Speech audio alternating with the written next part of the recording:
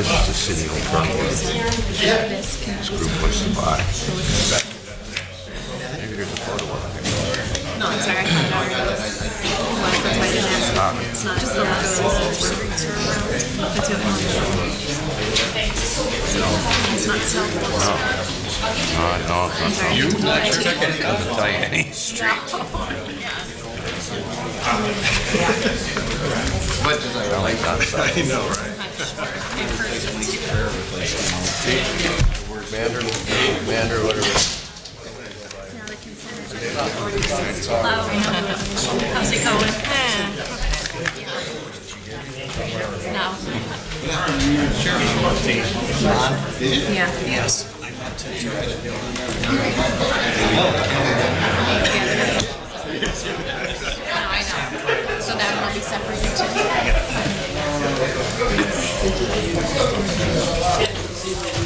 Like up to something. I just wonder what was done with the Okay. parallel to the river. Out on the north street. Okay. I know, that's what I was thinking. Right near, Patty. Yeah, right up there. Oh, okay. By the hospital up there. Okay, yeah. Thank you for the update on that. I run into him all the time. Understand. Resolution.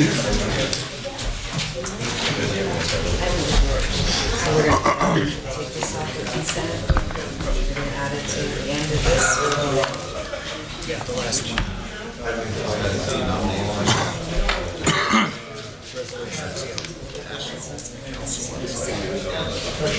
Yeah. Well, other than these three. Oh, okay, just got these. Yeah, but these three are resolutions for minutes.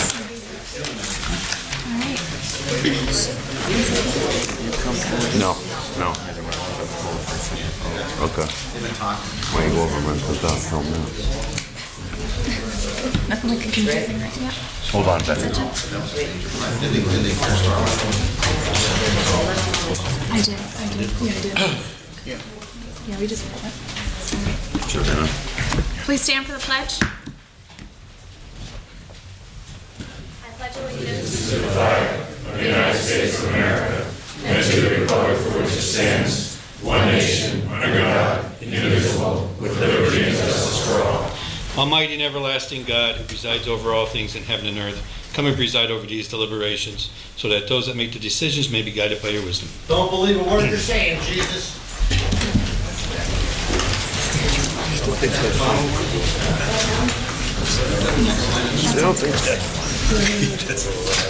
Roll call, Mr. Barrett. Here. Mr. Belusko. Here. Mr. Merritt. Here. Mr. Brooks. Here. And Ms. Gilbert. present. Also in attendance tonight is Controller Darren Snyder, Administrator Ted Wampel, Assistant City Attorney Maureen Collins, Human Resources Director Nicole Ferentz, Commander Ron Foy, Wilkes-Barre Police, Director of Operations is not here, Director of Planning, Zoning, and Zoning Officer is Bill Harris, Finance Director is Brett Kittrick, Alan Clappett is here tonight, Deputy Fire Chief. Also, the IT Director, Lou Lau, is here. The Director of OCD, Kurt Sauer, is here. Capital Projects Program Manager, Joyce Zakowski, is here. And also, we have Assistant City Clerk, Catherine Payne, and Administrative Assistant, Lisa Sanfilippo.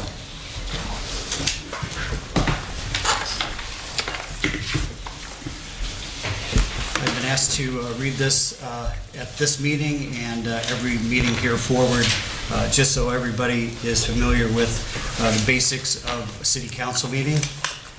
That way everybody is aware, and shouldn't be much possibility of forgetting Jim, can you how talk it's into the running. microphone? I have a little trouble. Sure, Bob. Happy to. Good evening and welcome to all. Tonight's meeting is a regular session of City Council according to the First Amendment. This meeting is a limited or designated public meeting, as all regular sessions of City Council are.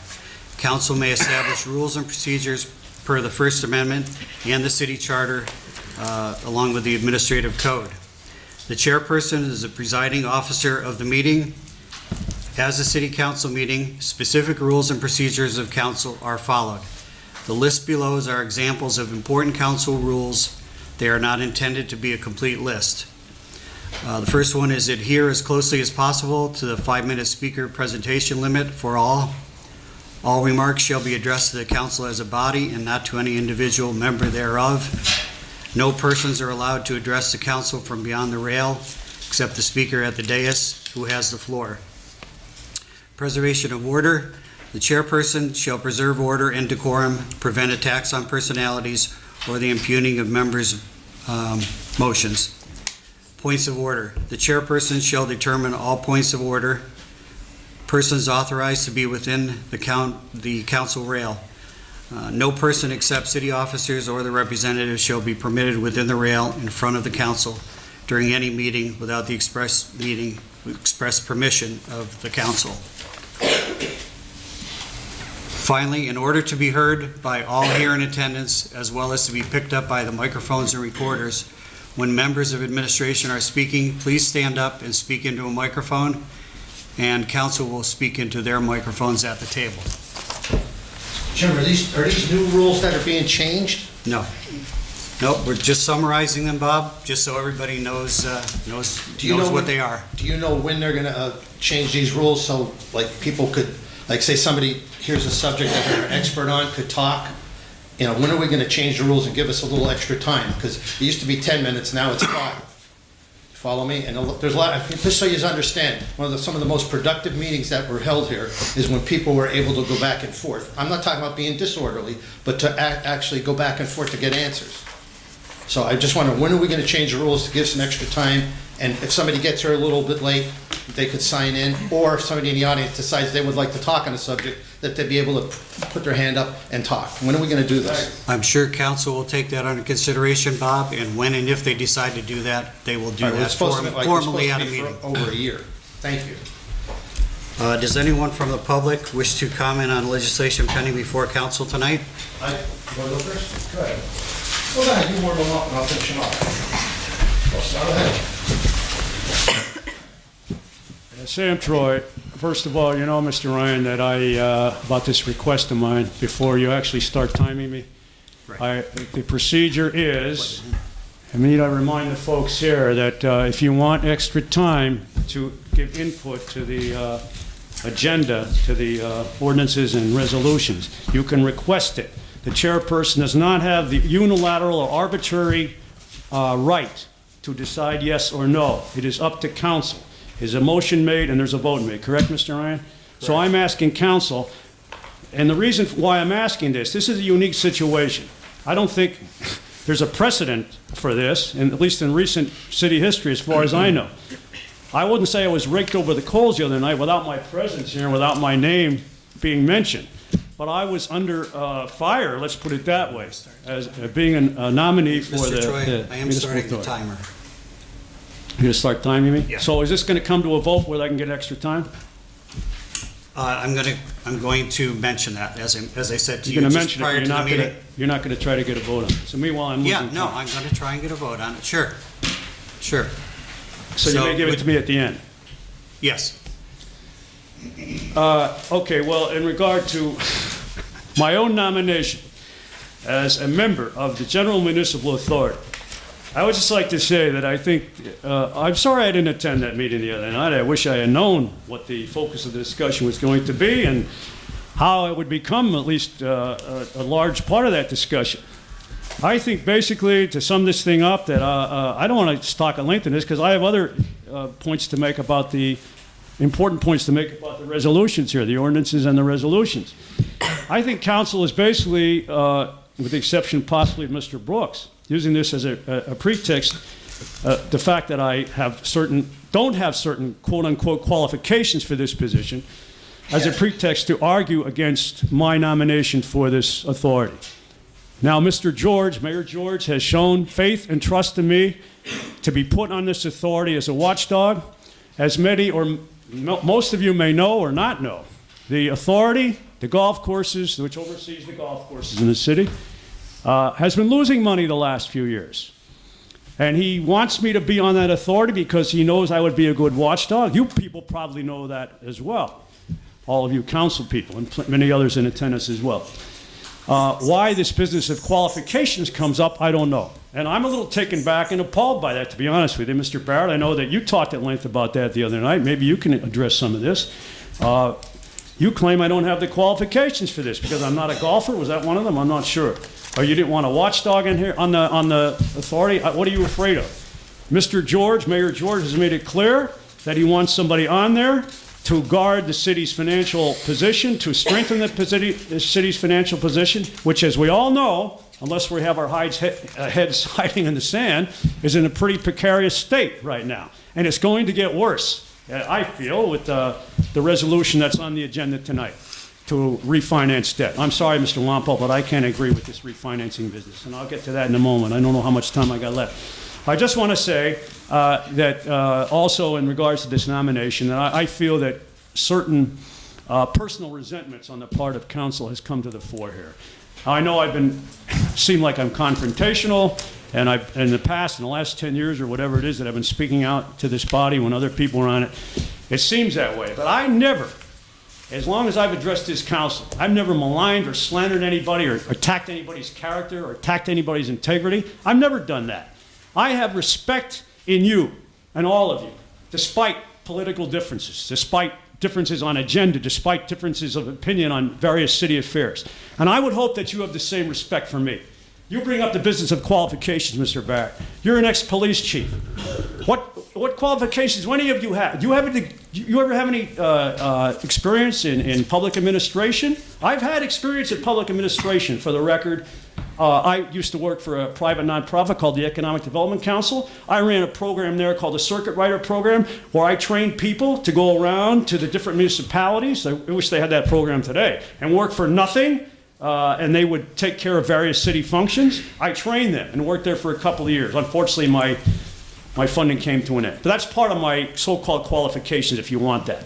And you know and I know that I would do the best for the city as a member of that authority. So that's all I have to say about that because of the time. I hope you would consider voting for me for that, because I think I do the best job for Mr. George, for the city, and for the taxpayers. So am I going to get that extra time? If you're finished, I'll answer you. What's that? If you're finished, I'll answer you right now. All right, well, I have another minute, right? Or so? Yeah. Mm-hmm. Well, I'd like to get an answer, but I'm assuming that I may not get the time.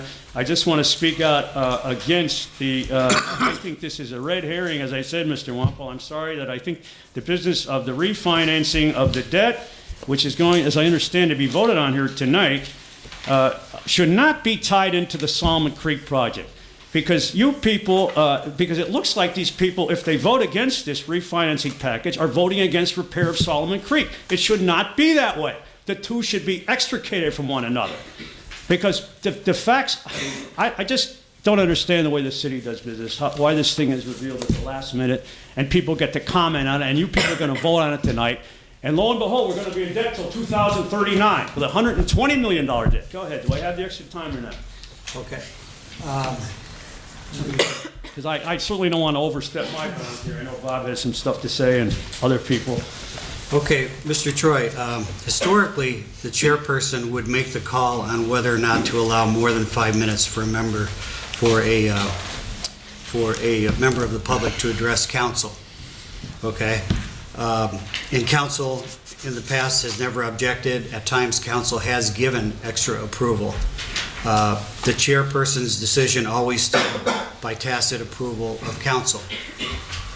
When you spoke to Mr. Henry today about it, Yeah, and he Mr. said, Henry addressed a particular section of the rules of council, and he pointed out specifically to the sentence that says, approval for said arrangements is at the discretion of city council. He was saying city council as a whole. So because Tim made that decision tonight, council needs to make a motion on whether or not to give you extra time and how much time. Can I make my case? Can I make my case just in 10 seconds for that time? Pardon? Can I make a case to council and pitch to council for that, to get that extra time? In other words, say why I should get it? Um, Can I get 10 seconds to say that, or 15 By seconds? unanimous consent of council, do you want to give Mr. Troy that 10 seconds to give his explanation? As to why I should get the extra time. Just say it. Okay, well, I'm going to give it until I get taught. But look, my name was discussed. My character, I take it, was discussed for at least 15 minutes, as I understand it, the other night without my presence here. And I think I should have more time to respond to that issue. It's only fair. That's my reason for asking. And I have other things to say about the agenda, which I've had to push back put on the back burner because of this business with the nomination. So that's basically it. I also have an objection to one appointment here to one of these authorities. But Okay. Again, to finish the explanation, so if council wishes, because of Mr. Henry's comments to you this afternoon, if council wishes to give you extra time, which specifically you asked for 2 or 3 minutes, it's up to council to do that by vote. okay. And someone, in order to get the vote forward, someone has to make a motion in a second, and then there would be a vote. So that's what the point we're at right now. Does anyone want to make a motion to allow Mr. Troy 2 or 3 minutes extra time for his presentation? Communism, communism, communism. Come on, No Mr. one? Barrett, where's your courage? No one? Yeah, you attack the guy, let him answer. Okay, no one has come forward with that motion, Mr. Troy, so Democracy is just taking a step backward. previous law follows at 5 minutes. Only Abe Lincoln were here. Okay, anyone else from the public wish to comment? I do, Bob Kalabowski. On these appointments to these boards, I think the best thing to do is just like what Mr. Troy did here. I think he presented himself professionally. I think he was very articulate, and he made a lot of good points. I have some problems here. I want these people, every one of them, called in here and interviewed. How do we know these people are qualified? And what really irritates me is you got Tom Varsky's wife, I believe, the retired captain, who's working for the city now, making $54,000 a year. Now, is this his wife we're going to put on the zoning board? I want these people called in, and I want them to submit, as a matter of fact, submit a resume, go over it. There's already things going on about the sanitary appointment board. There's all kind of letters going over about Mr. Glazinski. Well, I want to find out if the stuff is true, why he's being put on that board, to help certain people get jobs. I want to find out if it's true, and I haven't had a chance to talk to him yet. I think everybody should be made to come in here, like Mr. Troy did, make their point, because you basically went after him in the paper. The guy, I mean, who speaks? I want him thrown out. Who comes down here and spends more time to try to make intelligent points? And I seen he got frustrated a couple weeks ago, like everybody else does. But you went after him, and now he can't even get extra time to confront you like that. But I think a good point would be, I want everybody called in, everybody submit a resume. Because this went on the zoning board and also the sanitary authority. I want to find out, and I'm going to talk to Mr. Glazinski, not tonight, but tomorrow, to find out what's going on here. And also, on this refinancing and his debt, how much exactly, Ted, if you can answer when I'm done, how much exactly, do we have exact bids on the exact cost of repairing the Solomon Creek wall? We don't have the exact bids? We have some cost estimates. All right, hold on. What? Sorry. We don't have an exact, no, there's no way to be exact right now, Bob. We have to do some analysis because of the lines that run underneath, so I don't have an exact. Okay, so basically, we're asking to get X amount of dollars to fix it. Rough estimates, right? Okay, so I think what council should do, until that thing is bid out, till we know, I mean, what happens if we refinance this with this thing and it comes back triple? I mean, how do you, this doesn't go on in regular business. You just don't come and say, give me a check, I think. So why don't we put this, unfortunately though, Bob, it can't work that way because without the money to pay for the engineering and the analysis, we can't go forward with that. All right, I don't have a problem with that then. Let's get into, how much do you have an estimate on how much the engineering costs are? Let's do the engineering cost first. If you have to take a small loan out for that, then put the proposal, then once we get the exact figure, because what happens if it comes back and it's $30 million and we can't afford to do it? So in other words, I think we should do is put this financing package on hold till we can break this down to find out exactly what's going on. This does not happen in private business. You have to know what you're gonna spend. So do the engineering first, then we'll get the bid proposals. When the bid comes in and we know exactly what it's gonna cost and we have a signed contract that they can't hit us with overruns or whatever, then do this refinancing. Because right now, you know, and I don't think we're telling the public the whole story here. I think we're forgetting the pension money and stuff. We're going to basically be in debt. Now I only have an 8th grade education, so I'm not really that smart. But from what I gather, we're going to be in debt probably $180, $190 million. Because is Mr. Kittrick here tonight? That pension thing alone is how much money. So when you add all this together, we're going to be $180 million, $190 million in debt. So I think what you should do is hold up on these appointments, let everybody submit a resume, interview them here publicly, let them come down here, like Mr. Troy did. I think he did a very nice job. Let Mr. Glazinski, if this stuff that I'm hearing is not true, let him come in. Because I want to definitely make sure that somebody's not being put on a board down there to give certain people jobs. Let's let them come in and do a resume, give a presentation here, and let's get it done that way. The refinancing, I want it held up until we can get exactly what we're doing. I guess that's all I got to say on that stuff. Any questions? Questions?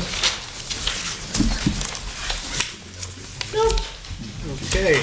Does anyone else wish to comment on legislation pending before council? John Toski, Almond Lane. With the refinancing of the debt, this is going to refinance all our debt, everything? No? Most of it, or? Good part of it. Portion of it. So does that count, like, will that count against paying people as well, paying employees, or just for projects in the project, like that project and other projects? Or that's going to refinance most of our debt, like? A good part of it. Basically what I'm trying to get at, are the salaries, does that fit in there? Refinancing that, because that doesn't come up? Salaries aren't part of the debt, the fund debt. Just, okay. A question about some of these appointments for the boards. I believe Ms. Gilbert voted against Chris Conwell Jones, her name is, the last time around, and I'd like to know if she got any more qualified since then. Patricia Varsky, I'd just like to know her qualifications, because I don't know about these people you're putting on zoning. Like, I just need to know what kind of, zoning or building kind of backgrounds. Like, you're questioning Mr. Troy's qualifications. I'd like to question their qualifications on zoning knowledge and building. You know what I mean? Because that's not just a regular board. You need to know about building things and have some kind of basic building knowledge, I'd imagine, and the laws and stuff. And I don't know if these people have qualifications. If anybody could tell me, I would take an answer on that. The refinancing, I'm just scared because you guys are going to put so much debt on the city. I don't know if that could end up being a tax raise. I know that the debt was coming up and it was going to be hard to pay anyway, but refinancing is going to, it's going to put my generation in debt, is what you guys are really doing. You guys are going to scare a lot of people out of the area, and I don't know. Don't know if you guys know what you're doing or not. Kids, not him. Grandchildren.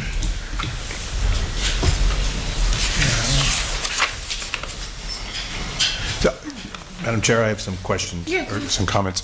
John, you bring up a good point about qualifications for these different boards, and what I would like to see going forward in the future is particular boards. It makes sense that you do have some people of a certain qualification on that board. And so, for example, on the health board, would make sense to have a doctor, or also a spot perhaps for a nurse. And on the zoning board, a spot for an engineer and an architect.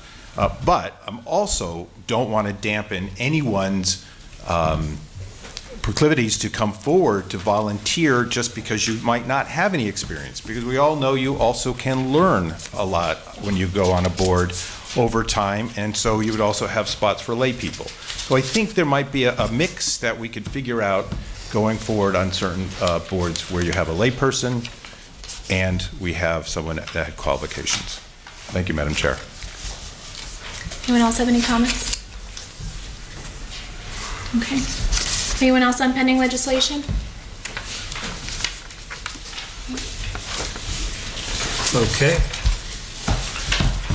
Next, we'll go into the formal agenda for voting purposes. First would be the consent agenda resolutions. Right, and we're removing one resolution from that agenda, and that's the approval of the intermunicipal liquor license transfer from Luzerne to Louis Wybrecht at his proposed property at 650 South Main Street.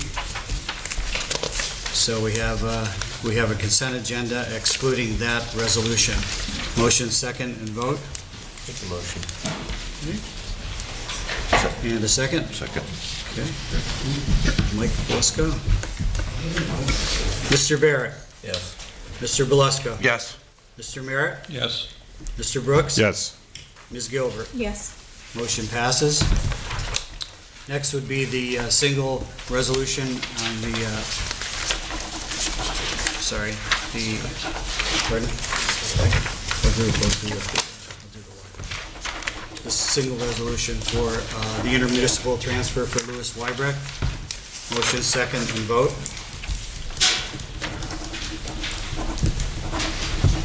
Motion? That's for Louis Wybrecht, intermunicipal liquor license transfer. No motion? Okay. Motion fails for lack of a second. Next would be the single resolutions. And we're going to take them all singly for the boards and authorities. First in order would be the appointment of Sam Troy to the General Municipal Authority. Motion, second, and vote.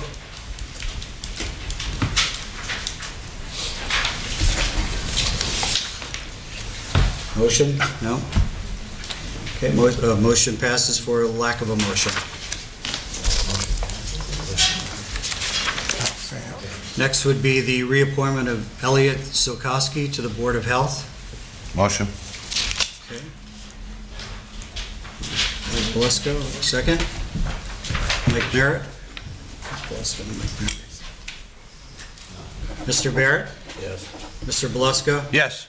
Mr. Merritt? Yes. Mr. Brooks? Is Elliot here?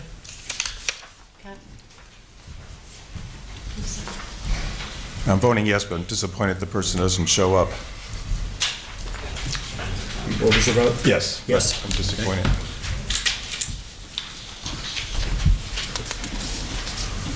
Well, here. Yeah, yes, I'm sorry, yes. All right, and Ms. Gilbert? Yes. Okay.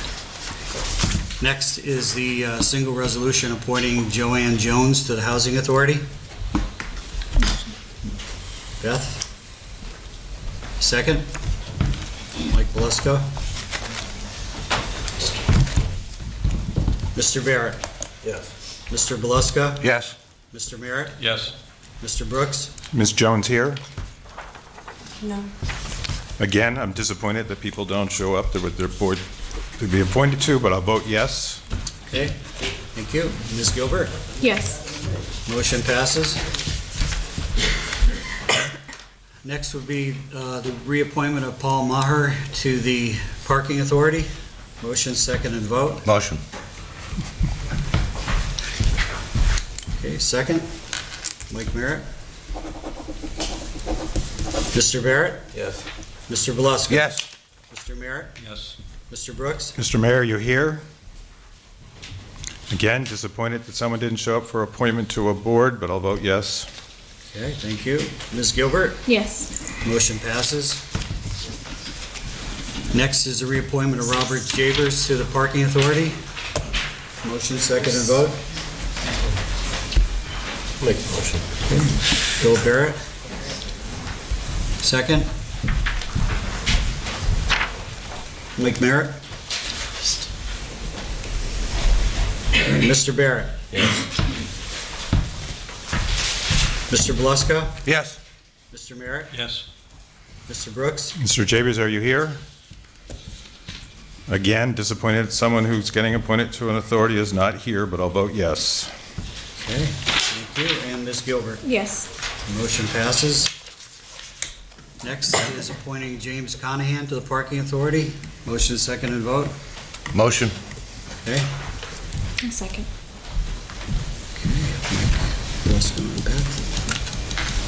Mr. Barrett. Yes. Mr. Belusko. Yes. Mr. Merritt. Yes. Mr. Brooks. Is Mr. Conahan here? Thank you, sir, for coming. I vote yes. Okay, thank you. And Ms. Gilbert. Yes. Motion passes. Next is the appointment of Theron Solomon Esquire to the Planning Commission. Beth? Second? Second? Mike Merritt? No, second. I don't see him either. Mr. Barrett? Yes. Mr. Belusko? Yes. Mr. Merritt? Yes. Mr. Brooks? Mr. Solomon, are you here? Again, disappointed that someone's not coming to a meeting that they're, or a commission they're getting appointed to, but I'll vote yes. Thank you. Ms. Gilbert? Yes. Motion passes. Next is the appointment of Rick Gazinski to the Wyoming Valley Sanitary Authority. And there is an address change from what was on his resolution was an error. His address is at 66 Elizabeth Street, right, Mr. Gazinski? Right. Okay, so please make a note of that. Motion second and vote. Motion. Okay, Bill. Second? Mike, me. Okay. Mike Belusko. Mr. Barrett. Yes. Mr. Belusko. Yes. Mr. Merritt. Yes. Mr. Brooks. Mr. Gazinski, thanks for coming, and thank you also for reaching out to me and asking for support and vote and explaining yourself, and I really appreciate that. I vote yes. Yeah, what happened to him? Sam, you didn't call me this afternoon and want me to vote for you. I'm sorry. I know I'm out of order, but it really irritates. No, that was the first motion. That was the first vote. That was, He's asking why he didn't. oh, why you're asking why he didn't vote for you, is that it? Why anybody did. The motion, there was no Yeah, motion. there was no motion. There was no motion. I'm denied the appointment. Correct. Correct. But you see my point, Jim? This man's a hypocrite. You didn't call me, you didn't send me emails, you didn't reach out to me at all.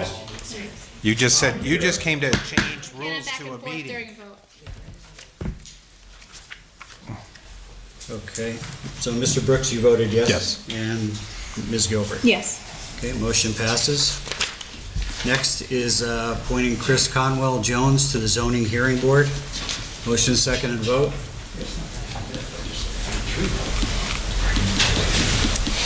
Motion? No motion? Okay, resolution fails for lack of motion. Next is the appointment to Patricia Invarsky to the Zoning Hearing Board. Motion second and vote. Mike Merritt, motion. Second. Is there a second? No second? Okay, motion fails for lack of a second.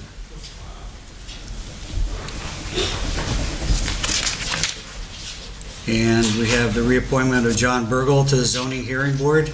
Motion second and vote. Mike Merritt? Second. Beth? Okay, Mr. Barrett? Yes. Mr. Belusko? Yes. Mr. Merritt? Yes. Mr. Brooks? Mr. Burgold, are you here? Again, disappointed that people don't show up for these, but I'll still vote yes. Okay, thank you. And Ms. Gilbert? Yes. Motion passes. And-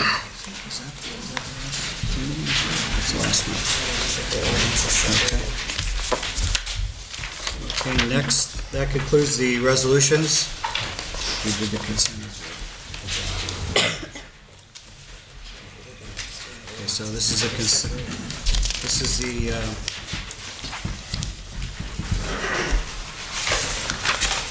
consent.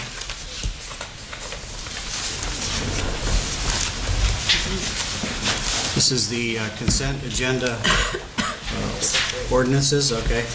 We are separating those. And the first vote would be for file of council number 20 of 2016, an ordinance entitled, an ordinance vacating an alley known as Grover Lane in the city of Wilkes-Barre. That's second and final reading. Motion, second, and vote. Motion. Second. Okay, so Mike Merritt and Mike Belusko.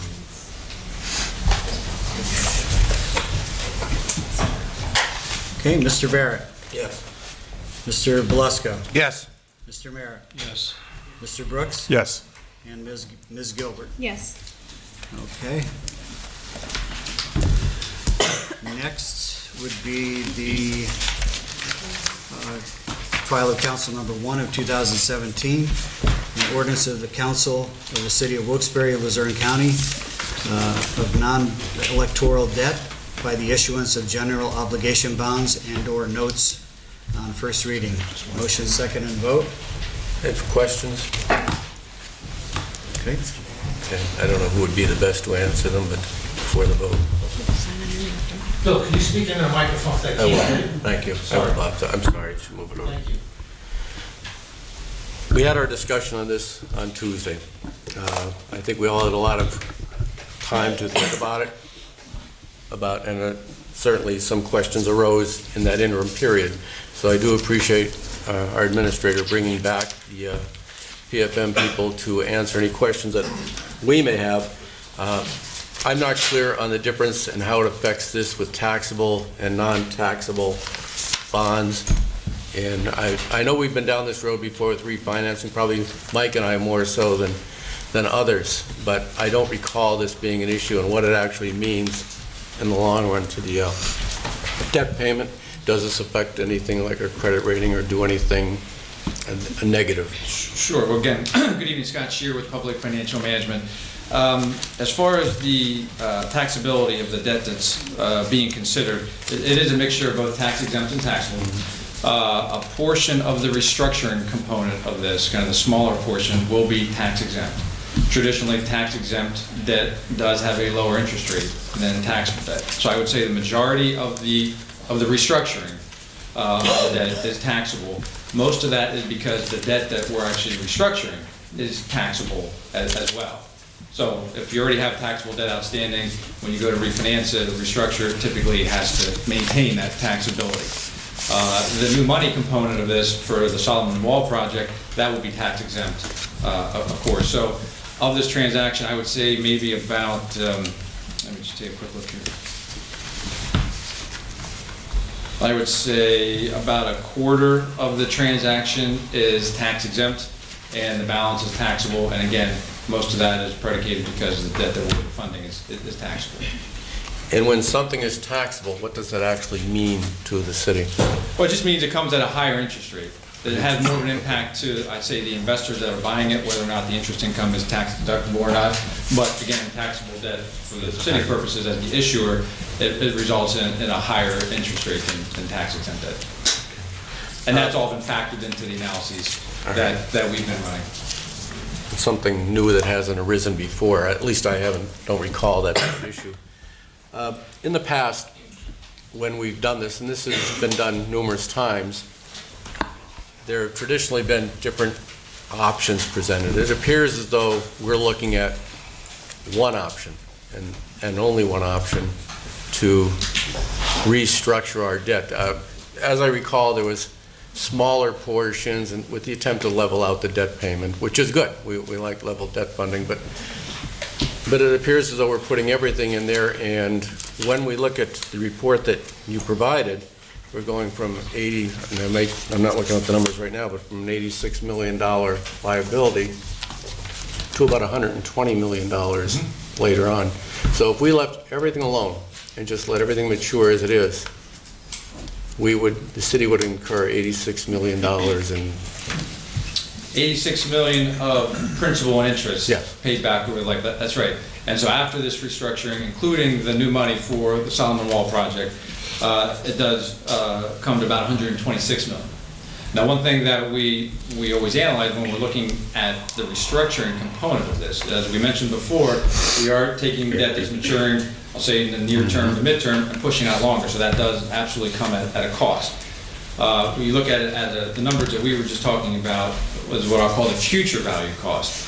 If you present value those dollars back to today, which is sort of the common financial way of looking at it, it comes at a present value cost of about $4 million. And that's highlighted in that last handout that we went over on Tuesday in the one column.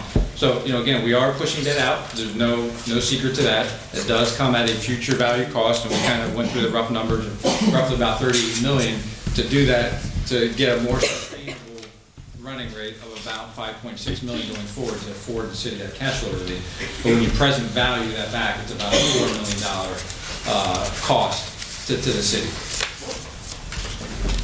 Although it appears to be much more significant than $4 million. Yeah, that's right. We show both ways. Yeah. We show the future value cost, which again is in that handout of roughly $38 million, and we also show the present value cost of that as well, which we feel is fair to show both ways. That's kind of standard in this kind of debt restructuring. Have we looked at other options other than taking all of this $86 million and looking at possibly taking some of the bonds that are not going to mature as quickly and greater, and looking at some of those and possibly not trying to do everything together? Yeah, so the goal here was to, so right now the city's annual debt service this year is about $5.4 million, and it's projected to go up to 7.6 even before the new borrowing for the Solomon Wall project. So the goal here was to do the borrowing for the immediate repairs for the Solomon project, and try to get a sustainable debt service, annual debt service, to basically where it is right now.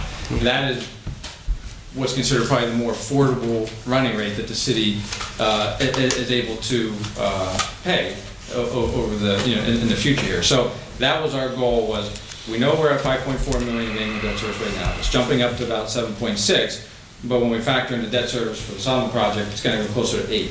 So let's look at the restructuring, optimize the different bond issues accordingly to get that running rate back down to that $5.6 million number. So we did look at other bond issues, other note issues of the city to accomplish that goal. These were the most efficient we could do to get us to that ultimate goal. I mean, I think this is probably what you hear from one of my colleagues when he comes back up maybe in a month or so regarding the overall 5-year financial plan of the city. This is basically one of the initiatives that are being considered. There's others to help with the city's finances in the future. This is kind of one critical component as well to kind of get us to more sustainable debt levels. I think also, what went into that analysis, it was also, what do we think is an affordable debt service going forward that the city can handle. But it's also, when you look at kind of the various metrics of annual debt service to budget size of an entity. You kind of look, is your annual debt service 10% of your budget? Is it 20%, 15%? And again, there's various benchmarks to look at. Right now, at the $7.6 million number, if it goes higher, that's a relatively high number. That's 16 to 18%, depending on how you calculate it. This brings it back closer to 10%, 10 or 11%, which is more in line with, I think, where the city should be as well. So we were looking at that aspect as well to try to get it back down into kind of more reasonable levels going forward in relationship to the city's overall budget. And that $7.6 million debt service that we're looking at in 2018 stays at that level if we did nothing for how long? It stays at that level until 2027. 27, stays at that high level, okay. Yeah, so about 10 years, and then it starts to taper off. Yeah, I would agree. You had your presentation here 2 months ago or whatever, and mentioned that we need to do something, and I agree. I have grave concerns about taking on that large amount of debt over that period of time. And I don't know, that's why I mentioned where there are alternatives, different options. Your organization are experts at municipal management. We've dealt with you before. We've always been able to have different alternatives, other ways of doing things, looking at things. I don't know if we need to take bonds that are maturing relatively soon and folding them back into the mix. That's why I'm asking if there are other ways of Yeah, I mean, the other, doing that. there's some of the constraints that were dealt with when a city is looking at restructuring its debt, trying to achieve cash flow savings. Is these kind of transactions need to be, we need to, of course, meet federal laws. We also need to meet state laws. And there's certain state restrictions that we have to adhere to, that your overall debt service has to either be level or decreasing over time. So we need to make sure that if there is relief that's going to be obtained in the short term, that it is consistent. We cannot have a blip, a large blip in your debt service 5 years down the road, 8 years down the road, 10 years. So if we're trying to overall kind of solve for the city's financial puzzle here, kind of looking at different things, one of those is the debt restructuring. And again, you're going to hear from one of my colleagues in a month or so on some other initiatives. But we need to make sure that if we're doing this via debt restructuring, that it has to comply with state law. So we cannot have, restructuring where it's maybe 5.7, but then it grows back up to 7 million or 8 million. That will not pass the state test. So that's one reason why we kind of pick that level, the new running rate, and we need to basically keep it there or have it decreasing. So as far as alternatives, I mean, I guess the fairest way to answer that, are there other alternatives? There are, in that, if we kind of look at the handout from Tuesday, where, we're solving for roughly a $5.7 million annual running rate going forward. Another alternative would be, well, maybe it's not 5.7, maybe it's 6.5 or whatever that number is. But again, the goal here was to get us down to basically where it is today, which is more affordable, and also where it should be kind of more in line with your peers and other metrics out there when it comes to debt obligations versus the city's budget size. If we were to move forward, do we have underwriters that are prepared to move forward with this? Yes, one of your underwriters here in the room this evening from PNC. So PNC is designated as the lead manager, lead underwriter in the ordinance as it's currently drafted. And who would serve as the counsel? Would that be somebody from, would there be special legal counsel for this? Yeah, so there is bond counsel, yeah, and that is Cozen O'Connor. So they will be serving as bond counsel, and then there will also be an underwriters counsel as well. The firm Cozen O'Connor, the bond counsel, that is the firm that drafted the ordinance that you have. It's in there, okay. There's a lot in there. No, I might have missed that. But in your own report, I mean, it's the payoff obviously is going to be much slower. It's stretched way out, and it comes with a cost. And that's the bottom line. Absolutely. A significant cost. Yes, and that's why we wanted to show it in the handout to make sure everyone was aware. Yeah, and we certainly appreciate you're looking at it from both sides. You're telling us this is the good side, we get level debt, but the negative side is that we are way out here someplace. Yes. And a significant increase. Yeah, we felt it was only appropriate to show all different sides of it. Looking at it, it appears as though the interest paid over the term exceeds the actual principal. It's pretty darn close. It's relatively close, yes. Yeah. Yeah, that's. I mean, what we're looking at, I think, in very round numbers, the city has about $70 million of principal outstanding. And we talked about roughly 86 million or so. That's principal and interest. You just look at principal. We're looking at restructuring about half of the principal to accomplish this goal. Okay. That's all I have. Thank you. Does anyone else have any questions? I have a question. On the totals, it was a total of about, I don't have the proposal in front of me, 42 million, but then your estimates at a maximum were about 52 million, was that correct? Why such a disparity? Yeah, good question. So I would say since the market collapsed back in 2008, many of the issuers, school districts, counties, cities across the Commonwealth have been entertaining these kind of parameters ordinances or parameters resolution. And that's to, before many times the pricing of the actual transaction, when you're actually locking in the interest rate and the final structure, would be timed to meet a board meeting date, whether that's once a month or 2 times a month. And with the market volatility that was occurring back then with the financial crisis, and even still now, there's still a lot of volatility in the markets, these kind of parameters ordinance allows the team to get all the documents, have them come before the board for approval, then they would get filed with the state and get approved at that time, and then we would actually price the transaction. It doesn't have to coincide with an actual board meeting date. We would pick the time that's most advantageous. You know, right now we're thinking if it moves forward, that pricing would occur sometime around mid-March. That would allow us to finish completing the documents with the rest of the team. It would also allow the administration to continue their due diligence on fine-tuning some of the cost for the Solomon project as well, so that affords a little bit more time. So we go through all the paperwork at these maximum levels. So it's a maximum dollar amount of $52 million. It's a maximum interest rate that we have in there of 6.5%. Right now, again, if we did the transaction today, we think it'd be closer to $42 million. We think the interest rate would be closer to probably 5% all that, so substantially lower. But we have to make sure that when we actually do the final pricing, that not only are the interest rates below what was approved in that parameters ordinance, but also the total amount of debt is lower, and each individual maturity during the whole duration of the amortization schedule that's being proposed. So it's typically that cushion's built in.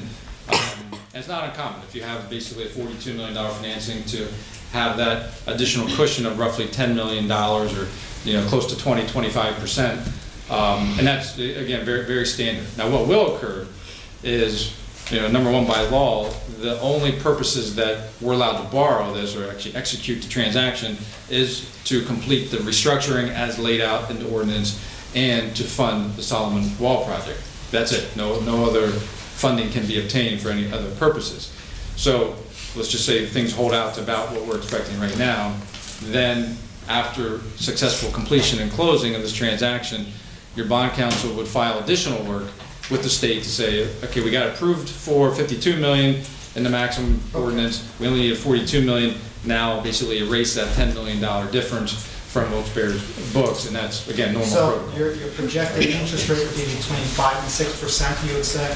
Yeah, right now, again, it's probably 5% blended. And what are the interest rates on the current bonds that we are refinancing? The interest rates, and kind of when we're looking at the 4 different series that are being contemplated, I'd say average is maybe about 4. Do you have those for us? I'm sorry? Do you know what we're paying in interest this year on those 4 different? Yeah, I mean, I can get you the actual rates, but when I eyeballed what's called the arbitrage yield, the blended yield of each of the issues, it's probably about a 4 1/4, somewhere in that ballpark.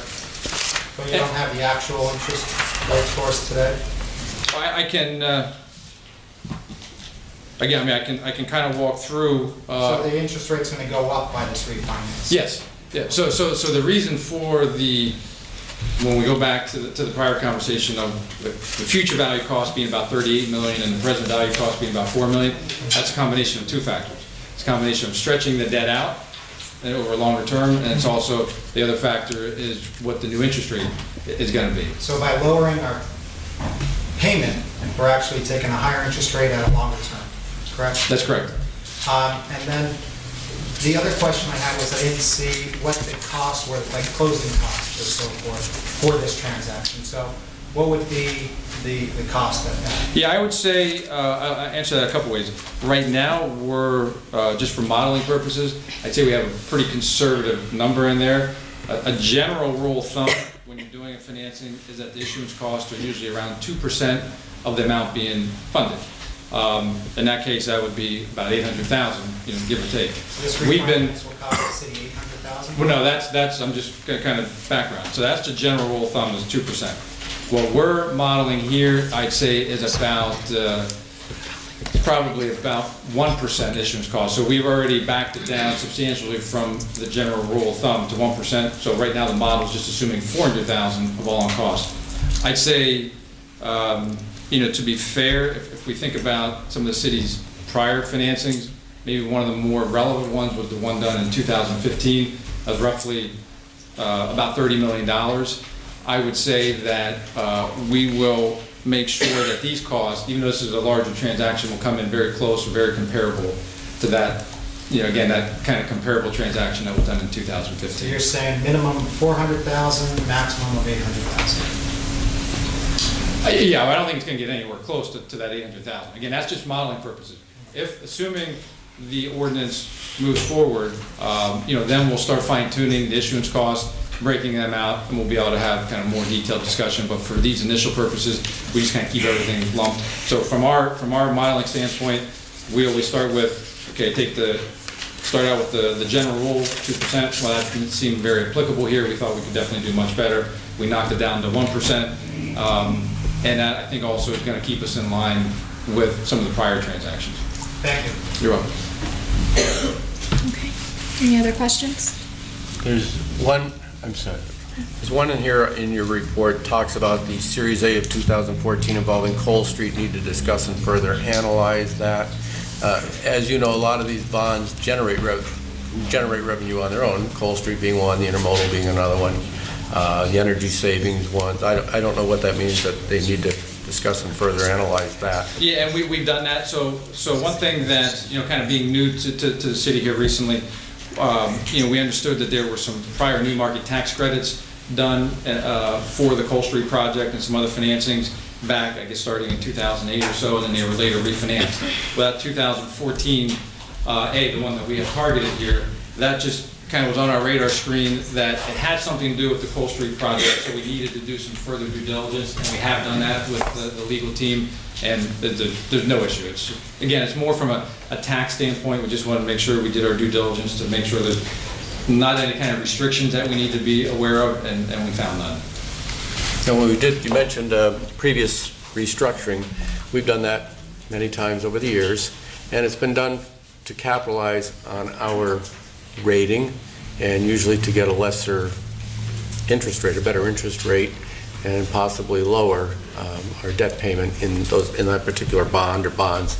This doesn't appear to be the case. We're just putting everything together, and it appears as though the primary goal, other than the wall, which definitely needs to be done regardless of what happens, but appears to be just to address this 2017, 18 and on bump up and that's why I ask, are there alternatives to doing that? We've done this in the past. We've found alternatives for the same reasons, so that we would have a workable budget, a manageable budget. I know that I would be very reluctant if I were going to refinance my personal finances, knowing that I was going to incur that much more debt, my interest rate was going to be higher. I would look for alternatives to doing that. Yeah, I mean, I think, and again, maybe I'll defer to Mr. Payne from PNC. He might be able to add some additional information.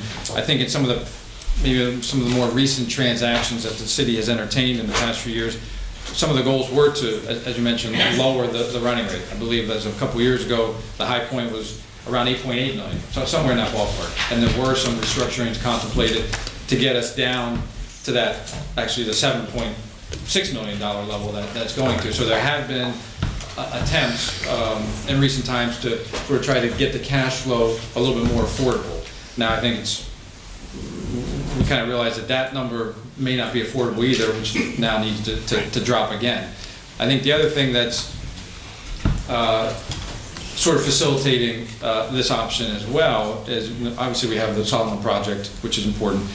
To do them together, you're saving on issuance costs by doing them together. But it's also the interest rate environment that we're in.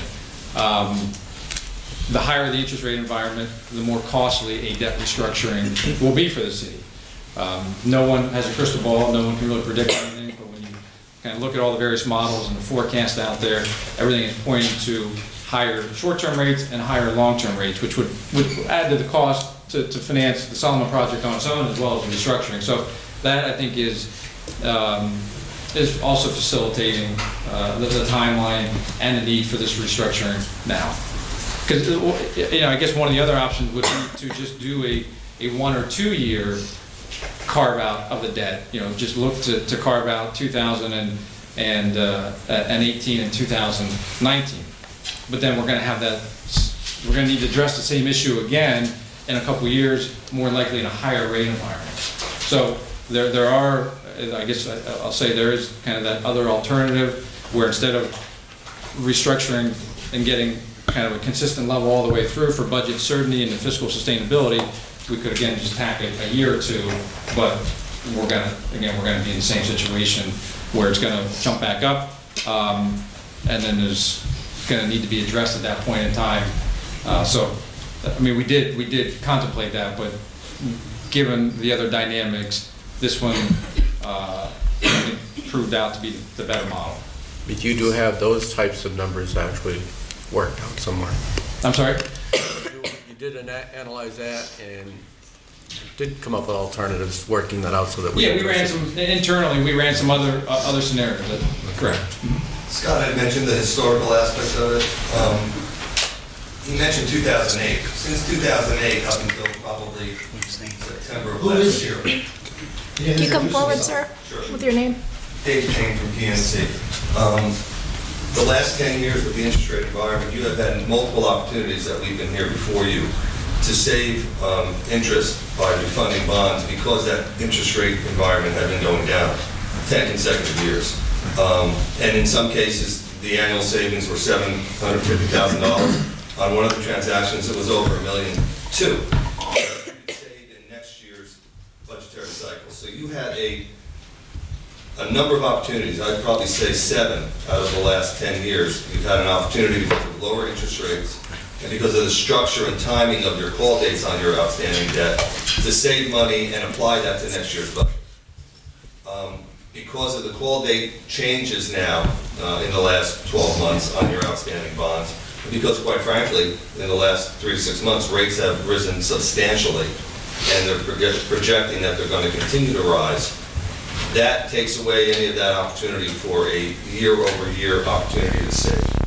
And therefore, when Scott looks at that $7.6 million number, there's not opportunities that are going to be there in the foreseeable next 3, 4, or 5 years, even if interest rates can go lower, for you to come in and potentially save that amount of money on an annual basis. So I guess that's, and I'm not aware of this, but I'm sure that's why the goal was started out at, let's look what we can do to lower that for a long period of time, as opposed to doing it piecemeal when the opportunity would arise, because it doesn't look like the opportunities are going to arise anytime in the near future for just pure savings. Just one more question now. Say, everything remained constant, we were going to hunker down and cut expenses.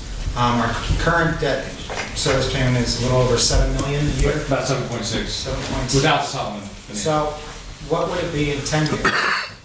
That's about, I think that's the last year, that's a 7.6, and then in 28, it drops down to 3.6. So 3.6 million in 10 years? From, yes. Okay. Yes. But this would refinance in 10 years to be up to the 5 point something, right? But, and if everything remained constant in 10 years, we would have $3 million of debt payments. That's right. Based on today's existing debt service. If everything remained constant the way it is right now. Correct. Thank you. Sir, can I just ask you one question? Because I'm a taxpayer. Do you think it's smart for the city to restructure this without knowing what the project's going to cost? And you as a banker, sir, would you allow them to come in and borrow money before you know what the project's going to cost? Do you think this is a smart move? They don't know what it's going to cost. They're allowed 15 minutes, and I'm asking a very important question. Would you allow them to finance something that you don't know what's going to cost? It's a very important question. I would like to see you, Beth, go try to borrow money to build a new home, and you don't know how much it's going to cost. You think they're going to write you a check? And I'm not trying to be smart. I'm being efficient. Would you, sir, let them do this? Okay, does anyone else have any questions? I just have one question too. Just out of curiosity, say we were able to restructure in another year or two, we can't guarantee that our credit rating would be the same, so we're also chancing the fact that the payment would also go up. Am I correct in saying That's a fair point, yes. Yeah, you always have interest rate risk and you have credit risk as well. Yes. So one more question. Sure. If we just issued a bond for the creek debt, the $6.5 million that's requested, how much would that increase our annual payment? I think we were initially structuring that as a wraparound, so probably Again, there's a couple different ways to structure it. If we did that on say a 20-year level basis, maybe it would be about $600,000 per year. If we did it on what's called a wraparound structure, where you defer the principal until where your existing debt starts to drop off, maybe it'd be $400,000 per year, $300,000. So that's kind of where generally what I was saying. Right now, you're going to be going up to about $7.6 million in 2018, but when you add on the debt for the Solomon project, it's going to get you closer to about that $8 million mark. So I was kind of assuming it cost around $400,000 per year. Okay, thank you. You're welcome. And that was for how long, if you were to do that, hypothetically, Solomon Creek? That was about a 20-year financing. 20-year financing. Might have been 25, but somewhere in the 20 to 25. I always worry about, too, when we do these types of things and we take everything and roll it all together and add something else, and we've had disasters in the past that have cost the city millions. We've had to go out and buy equipment, blizzards and all that type of thing, but we actually had to go out and restructure and look for additional monies. And is there room, is there room to do something like that? God forbid something occurs that we have a flood or something. If we do this, are we like, as far as we're gonna go with our ability to? Well, you have plenty of legal debt capacity to borrow for additional stuff, whether emergencies or just regular capital needs of the city. As far as restructuring ability, you're still going to have, as Mr. Payne mentioned, there's still going to be some opportunities in the future as some of your other debt becomes callable to do refinancing. But as far as any other kind of major debt restructurings like this, leveling this debt out around $5.7 million, through 2038 is going to limit the ability to do future restructurings. Now, again, these bonds, if that may occur, say 10 years out, then another restructuring would be probably fairly efficient at that point in time. So these bonds will be sold if you move forward with a call feature on it, whether it's an 8-year call feature or a 10-year call feature. So you will have the ability to refinance or restructure these at a later time. So, again, from answering a couple different ways, from an overall debt capacity standpoint, you will definitely have plenty of room to borrow for future needs. Since we're only refunding about half the city's debt, there will still be other transactions that have call features coming due that we can take advantage of the market if it exists 2 years from now, 5 years from now, whenever it is. And with these bonds, we'll have a call feature that 10 years from now, you're in a predicament, the city needs to restructure its debt for one reason or another, you will have that opportunity.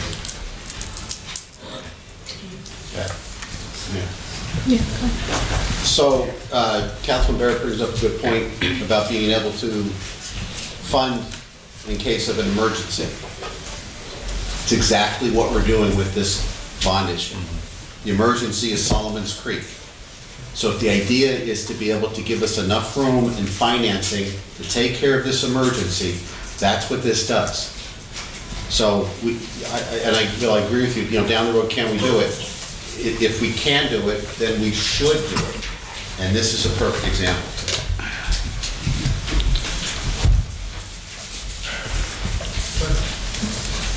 Just to clarify, it's going to cost an extra how many? Well, that's just it. We're looking at Solomon's Creek wall needs to be fixed. No ifs, ands, or buts about it, okay? And one way or another, we'll do it. But my question is, does it make sense to have the interest rate go up on average from 4.25% to 5 to 6% on $80 million worth of debt? To me, no. That's all I have. Thank you. Can I make a point? Okay. So, and again, I use this example on Tuesday night, and I'll use it again just so we understand how we look at this. I have a mortgage payment of $5.3 million. I know next year my mortgage is going to go up to roughly $7.4 million. I know I need to fix my roof, and it's about a $6.5 million deal. I can't make that mortgage payment next year. It's 40% higher than what I'm paying now. And we certainly know that there's no tax increase coming next year. So we need to come up with $2 million. We don't have the means to come up with $2 million. So if it means I stay in my house and I fix my roof, and I'm paying about the same money I'm paying now, and that we can do, that's why we're entering into this type of a structure. Is it ideal? No, it is not.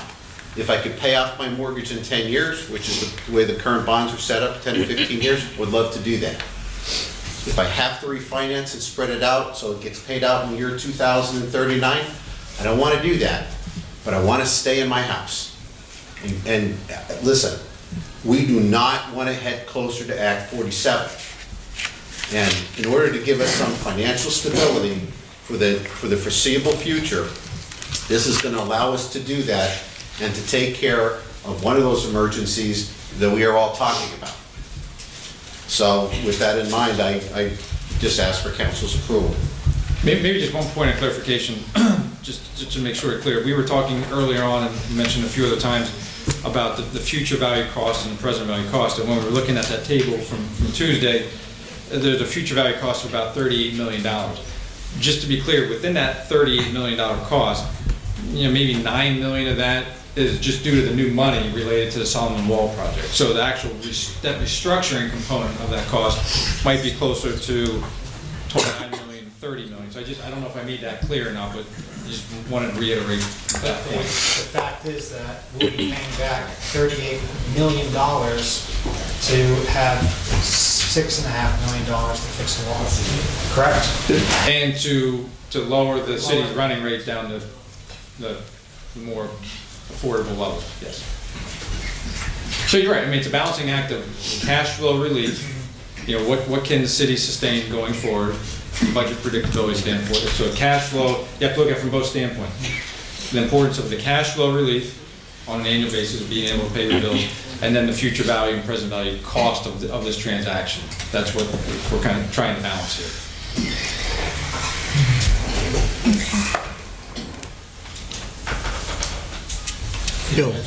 Bill, just to clarify, you did not make a motion on this, correct?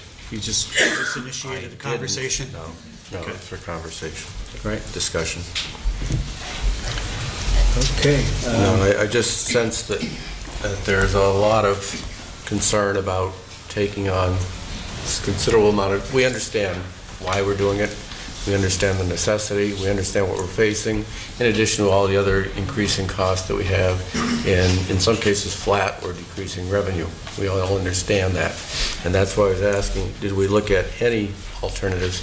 Have you come to the city with any proposals or anything other than this that we could consider? I don't know if you have, you didn't. We weren't in on that. We are in on this. This is what we're looking at, what we're given. I just want to make sure that this council has all the options that may or may not exist. We know that the administration is endorsing this. We understand that, but you are the experts. You know what situation we are in. Your presentation was very clear that something needs to be done.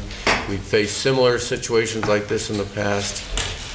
Aside from walls, but we're always going to have emergencies. Those are always going to happen. And I just want to know, were there other alternatives? Yeah, and there were. There were. Whether it was like the 1 or 2 year, what we call scoop restructurings, where, again, you just kind of carve out some debt service for a year or two, and then you're back up to that running rate. So in this case, we'd be back up in 2 years to say that $8 million mark. And then we also looked at kind of this full restructuring at different levels. Whether it was getting us to the $5.7 million level or $6.5 million level, we have looked at multiple options. I know it's easier just to say, hey, let's pile this all together and do it one time and get it done. Mm-hmm. And that's probably the ideal way to do it right now, but we haven't done that traditionally in the past, as you know. Yes. We haven't. I don't know what we hope for. I don't know what we expect is going to happen in 2 years other than our expenses are going to go up. But I think it keeps down the amount of interest that you're going to pay 10, 15, 20 years later. Because as you know, the more you stretch it out with that interest, with a higher interest rate, the more it's going to cost. The more it's going to cost. I personally would like just a very short amount of time to see what other options that there are. I don't know if that's something that might be of interest to others, but I understand that we need to do something. You made it very clear in your presentation here. If you don't do nothing, then you're going to have very significant problems. And I think we all recognize and realize that. It's just a matter of what we do.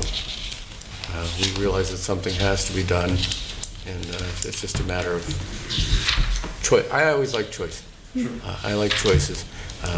This choice right now is we do this or we do nothing, and if we do nothing, we're going to have a problem. I'm assuming that is what's going to happen. So I just like that's why I asked, where are there alternatives? I think it's worthy to go back, whether it's a special meeting specifically to that in the very near future. I mean, I understand we are, the wall at 1718 is going to be there, that wall, but the wall on Solomon Creek, we need to address as quickly as possible and work on engineering as was suggested, and those types of things can take place now. But I would recommend that we just give this one special session on this to look at what alternatives that council would have, and the city has, more importantly, not council, but the city would have. Because quite candidly, I'm not going to be sitting here in 2030, but somebody is going to be sitting here, and they're still going to be looking at this debt. And I think it would be in the best interest of the city that we don't be looking at that large amount of debt. We're paying millions and millions in interest. Maybe not needlessly. We know we're going, if we stretch this out at all, we do anything with it, it's going to have financial ramifications. But I just want to find something that maybe gives us a little bit relief in that area. And you're the experts. I know that you've probably thought this through long and hard and looked at it very closely, as you did here. And I think that there probably are some things that you might have in mind that might just alleviate some of those concerns that we have, or at least lessen them. And there's no way you can do anything that's not going to cost money. Right. It's just not going to, it's debt. It has to be paid. It's not going to go away. It's just a matter of what can we do to maybe minimize it, lessen it a little bit. I know it's going to be difficult if it goes from $5.6 to $6.2 million, and it might require some very significant changes in the way we operate. And I think we're there now. But I would just like to maybe just go over this one more time, having you come back with other options that maybe we should consider, or can consider, as quickly as possible. It's just my thought. I don't know if anybody agrees. I totally agree with Councilman Barrett. I would like to see a short-term fix on the payment next couple of years with Solomon Creek involved in it. Even if we have to extend the loan for a little bit longer, or the bonds for a little longer, I think council would be more agreeable to that than having our grandkids pay our debts today that we're voting on today. Something that we're short-term for the administration, keep that down to 6 or below, and have Solomon Creek money, because we need the Solomon Creek money as soon as possible. Just a thought. We need to, council needs to know that we are making the most fiscally responsible decision in the short term and in the long term. And I think being presented with more options would definitely help each of us make a better decision.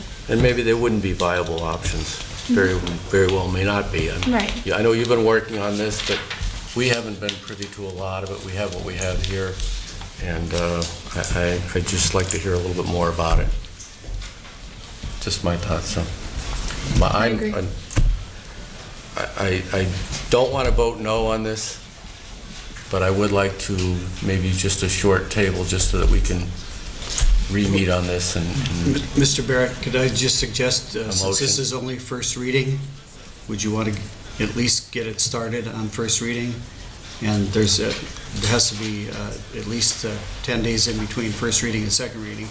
And as it stands now, it won't be until, the second reading won't be until the next meeting. Well, there's no harm in doing that. Which would be in 14 days. There's no harm in doing that. Yeah. I think you understand our concerns. Sure. And it does require a second reading before it goes anywhere. It may give you a little bit more time to prepare what we're talking about here, which if you haven't already, and I suspect you probably have, looked at it very closely. Completely understand. All right, that's a good suggestion. So You're suggesting tabling? No. Okay. No, we'll bring it up for a vote on the vote. first reading. Got it. Do you want to Make the motion, Bill, or? And Mr. Wong wanted to say something. Sorry. And to your question, I want everybody to understand, because I think there's a little bit of a misconception. And we didn't look at any other alternatives.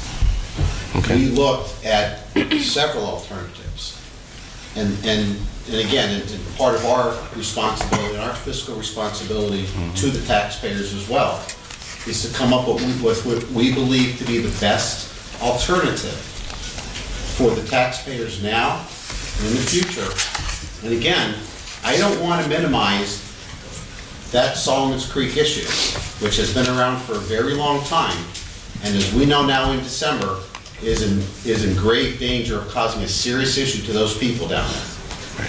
So I would welcome, and as all of you here know, that we can have a discussion at any time.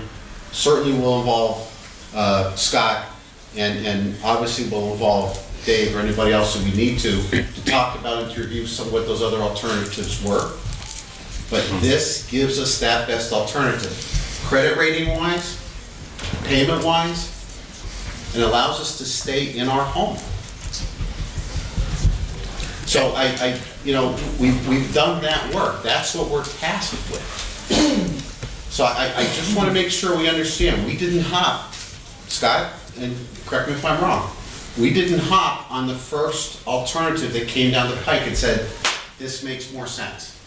We looked at everything, and this is the best we can come up with. Sure, you can look at, refinancing in 2 years, and we're back here again, because I'm going to guarantee you don't have that $8 million payment in 2017, 2018, or 2019. So do we want to kick that can and get ourselves through 17 and 18, and then look at that big payment in 2019 with potentially higher interest rates, potentially a lower credit rating? I mean, that's certainly up to council's discretion. Obviously, this is a decision that has to meet with your approval. But for many of you, we've had multiple discussions. We've seen multiple presentations from PFM. This is nothing we've arrived at lightly. Mike, I agree. I don't want to push this on my grandkids. But it's either that, or we're going to push Act 47 on our grandkids. And so I don't want them looking back to tonight and saying you had that opportunity to take that chance to get some fiscal stability. And right now, it is the stability that I am so concerned about. It is that, listen, we do this, and who's to say down the road we can't refinance in better financial conditions that long debt? I refinanced a 30-year mortgage into 15. We get that stability, we get on solid financial ground again, we can do that. Right. And it has been done. Right. So, the way we seem to be looking at this is, if we do this, we can never get out of that long-term debt. This gets us that ability to stay in that house, to make that mortgage payment, to fix that roof, take care of those people down at Solomon's Creek, those businesses that are down there, Geisinger Hospital down there. Let's get that done. And we can't look at an opportunity to come up with another $500,000 a year on top of a debt that we can't pay.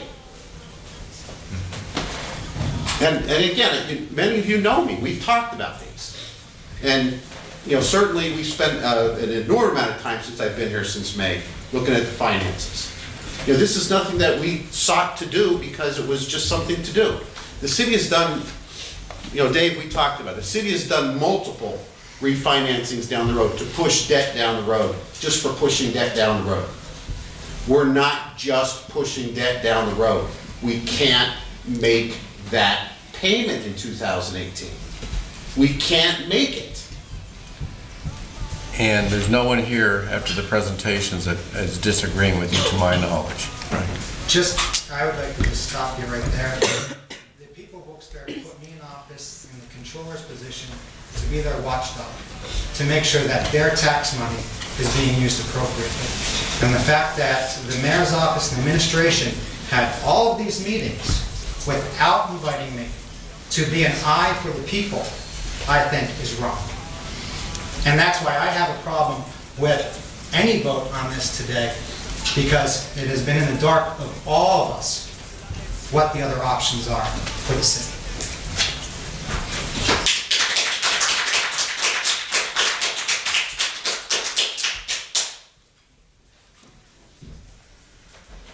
And Mr. Ryan, your recommendation again? Make a motion to accept this on first reading. You still have 2 weeks to do a thorough analysis like you suggested for options and alternatives. We have an infinite, well, we don't have an infinite amount of time. There's a lot of things that need to be addressed, but it doesn't necessarily have to come up for a second vote in 2 weeks. True. It might be a month. True. In the meantime, engineering and those types of things Right. can be going on, and So I'm saying we have at least 2 weeks. yeah, More- or longer, more if we need as long it. as it takes until council is comfortable with the decision that they make. So I have one more question that may or may not help. So say we put in for several grants, which we should know 6 months from now, they'll be announced, quite large ones.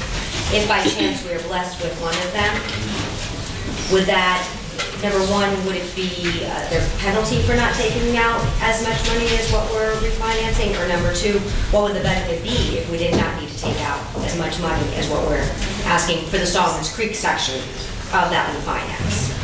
So if I'm following, if we do go out and issue, say, $6.5 million for Solomon Creek, but then you get a grant 6 months later for. Yeah, for say- something, like $3 million or Right. whatever. So we would, again, we need to speak with Dave in more detail about how we're gonna structure the call features on the individual series. So these are all gonna be done at one time, but we're gonna have different series because some of the debt's taxable, some of the debt's tax exempt.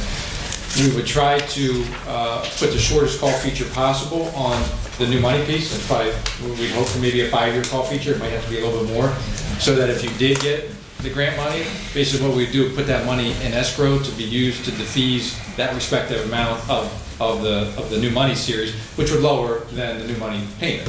So there are ways There is to, some, we wouldn't be hurting ourselves by, that wouldn't hurt us in any way. correct, you'd still be able to By not pay taking- that, that's correct. But it should be noted that the likelihood of receiving any type of grant after we approve financing this is very, That's very not true. small. That's not true at all. I mean, that, once you prove you could pay for something, the federal government and state government usually says, we're not giving you anything. That's, I mean, that's just, for the record, that's something that should be noted.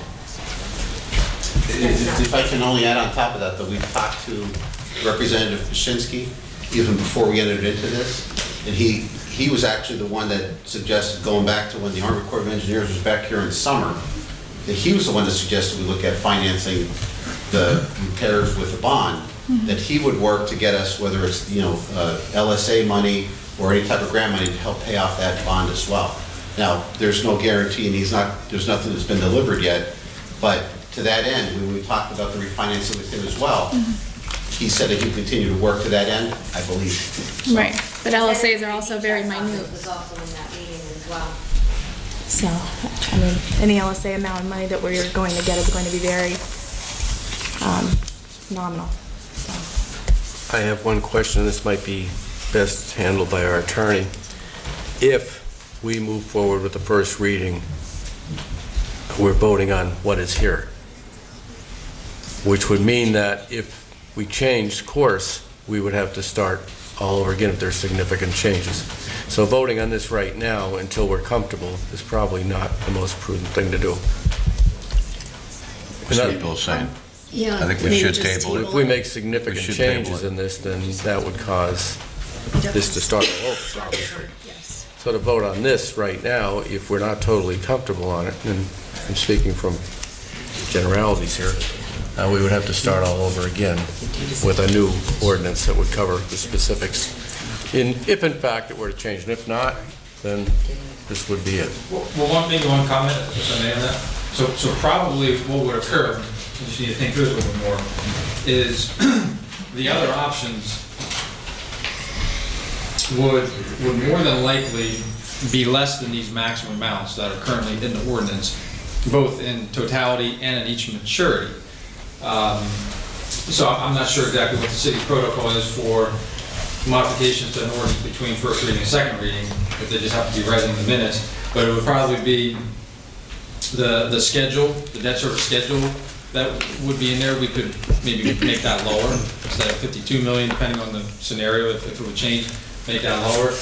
The purpose of the issue that's in the ordinance, obviously that would still keep probably a Solomon project, but it may change which bond we're restructuring. So again, completely defer to you all now, but we've been through that before, and it's not that unusual to make some changes between the first and second reading, but again, every entity is a little different how you'd like to do it, so I would. And Bill, that is true. Historically, in the past, changes have been made between first and second reading many times. These may be significant, though. Yeah, if it's a Well, yeah, but the other thing is too, if you do this on first reading, you don't have to go to a second reading. Right. If you have to go to the extent of You have to start over. coming up with a whole new All right. different ordinance. Okay. All right. Thank you. I don't have anything else. Okay. Does anybody want to make a motion then? For the first reading of this ordinance? Motion, second, and vote.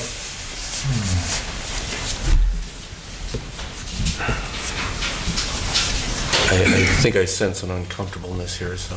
Okay. Do you want to table it? Yes, I would make a motion that we do that. Okay, first you have to make a motion to address this particular ordinance as is. And then you have to make a motion and a second and a vote to table it. So you're saying that we need to make a motion to table the specific ordinance that's before us now? Yes. I would make that motion now. Yes. Okay. I can read the title, but Yeah. That's for tabling it. there's a number on it. I'll second. Okay. Beth? Right here, go. Number 1 of 2017. Yeah. Okay, Mr. Barrett? Yes. Okay. Mr. Beluska? Yes. Mr. Merritt? Yes. Mr. Brooks? Yes. And Ms. Gilbert? Yes. So you're tabling it. Motion is tabled.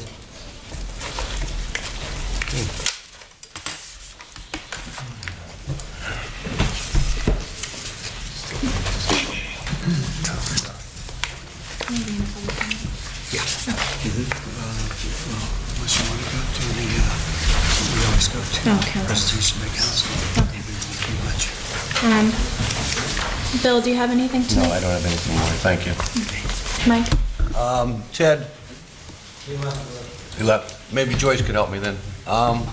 Could you ask Butch or Ron Romanelli to take a look at Cary Avenue? I'm getting reports, and I saw it again today. Major potholes are popping up again with this freeze-thaw. All of Cary Avenue, basically from Academy to Daggerbert. It's just a mess. I'm checking myself right now, so, okay. I do understand that it is a state road, but we still have to take care of our residents. If you will have someone take a look at that, please. I will.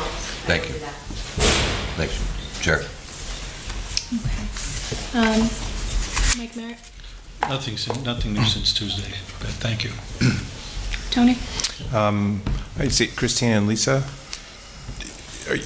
the incident over on Farley Lane, are you satisfied? Is that any progress there? Yes. There are- I talked to the other guy. Okay, good. All right, thank you on that. I just want to thank the city for including the residents associations in the calendar that is at the printers right now. That is a really great way for another avenue for people to be involved. And these boards and committees are ways for people to be involved. And I think you see we take ourselves very, very seriously as you witness a very serious discussion. And I just want to add to it that I know there's no rules around this. It's obviously not Senate confirmation hearings, but it would just be nice common courtesy for people to introduce themselves during the pending legislation part when they're getting voted on, and even better, to come to the work session where we could ask them questions and we see their faces and we know. I also just want to make a comment that my understanding that people who have previously have served or for a long time, that there should also be common courtesy to them and a debt of gratitude paid for them. And people who are on these boards for many years, perhaps they would come here and the mayor and the council can give them a resolution and thank, because I understand there's some people who served for 20 years on these boards, and that should be recognized and thanks. It should be an enjoyable experience for you to serve your city, and we want to encourage you to serve your city. And So with that, I have nothing else, Madam Chair. I just have a couple things tonight. The Heights Mayflower Residents Association had their first meeting of the year last night, and we're looking to increase our membership. So if any of you live in the Heights or Mayflower sections of the city and want to get involved in your community, we are planning some more cleanups for the spring. We do them in the spring, summer, and fall. And if we have a warm winter, weather permitting, we can do them in the winter. But just to build off of what Mr. Brooks said, residents associations are a really great way to get involved in your community. It's a really great grassroots effort just to help improve your city. Also, I'm not sure who can help me with this one. The Park Place building on the corner of East, South, and Park Ave, is that up to code? Do we know what's going on with that building? It looks a little decrepit, so I'm not sure. You're being nice. If no one answers, I'll just email somebody. But that's all. I'll email Butch. Okay. No. East Hampton and Park Place? East, South, and Park Ave. Right, yeah, It's the big, ugly one. On the bridge, come up on the bridge. Yeah. Okay. I pass it every day, I don't even know. I know which one it's used to be a bar. It was probably, Across from the old doctor's office, it's right yeah, place. yeah. If you look along the side, there's broken windows, it's I can really ask Butch about it. a lot of I garbage. don't personally know anything about it, Yeah. but, Code look at it. Yeah. First thing you can just have code look at it. Great view. Yeah. I'll send it tomorrow morning. I'll put Jody without it tomorrow morning. Okay, thank you, Kurt. All right, move into public discussion. John Sahoski?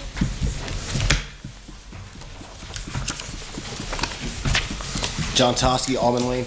I just opposed this, but Chris Conwell-Jones, now she didn't get a second, but like a few months ago, she got a 4-1 vote for approval, so if anybody answers how she became that unqualified over the time, who voted for her, I'll take an answer on that.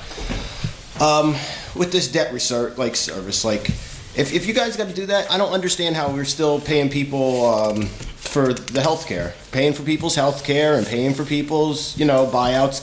If we have to refinance, you guys might need to give that stuff up. I don't know. Just seems obvious to me. I want to thank, Ted's not here, I want to thank him for moving the city thing for Martin Luther King Day up to Sherman Hills. But after I seen the news report on it afterwards, and the reporter said that we're the only city in the state that's open. So I don't know how you guys want to look at that, but that's kind of embarrassing. If he's correct and we're the only city that's open on Martin Luther King Day, you guys work for them, represent them. How many people do we have here that's been with the city for 20, 30 years, and you guys never did anything to try to make Martin Luther King Day a holiday for the city? I just think people don't care, and it's the same people. Like these boards, you can see it's the same people. People want just getting their friends up there. Sam Troy, he comes and talks to these meetings, but nobody gave him a chance and talked about giving people a chance to serve the community. That guy tries to serve his community, but nobody wants to give him a chance. But I'm just going to ask, could you guys look into, making Martin Luther King Day a holiday for next year? Because it's very, very embarrassing. I don't know how many years do you guys want to serve your city that have it where you didn't have a Martin Luther King Day? I don't know. I'd be embarrassed. Anyone have any comments? Okay. Carl Nasik? No.